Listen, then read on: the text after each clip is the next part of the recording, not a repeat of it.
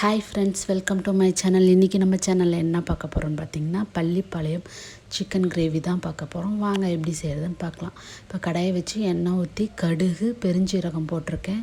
நான் வந்து வரமிளகா வந்து விதை எடுத்துகிட்டு ஒரு 15 மிளகாய் போட்டிருக்கேன். கருவேப்பிலை ஒரு கை, வந்து சின்ன வெங்காயம், இஞ்சி பூண்டு பேஸ்ட்டு 2 ஸ்பூனு, 1/2 கிலோ சிக்கன், மஞ்சத்தூள் போட்டு உப்பு போட்டு நல்லா கிளறி விட்டு ஒரு 10 நிமிஷத்துக்கு மீடியம் ஃப்ளேமில் வச்சு நல்லா வேக விடுங்க. 10 நிமிஷம் கழித்து ஓப்பன் பண்ணி மறுபடியும் ஒரு கிளறி விடுங்க.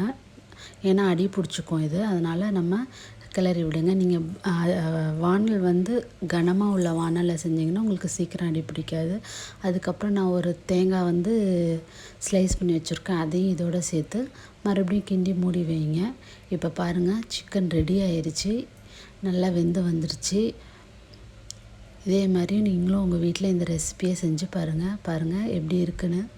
பள்ளிப்பாளையம் சிக்கன் ரெடி ஆயிடுச்சு. இந்த சிக்கன் ரெடி ஆயிடுச்சு ஃப்ரெண்ட்ஸ். இதே மாதிரி நீங்களும் செஞ்சு பாருங்கள். இப்போ வந்து நம்ம கொத்தமல்லி தழை போட்டு இதை வந்து நம்ம இறக்கிக்கலாம்.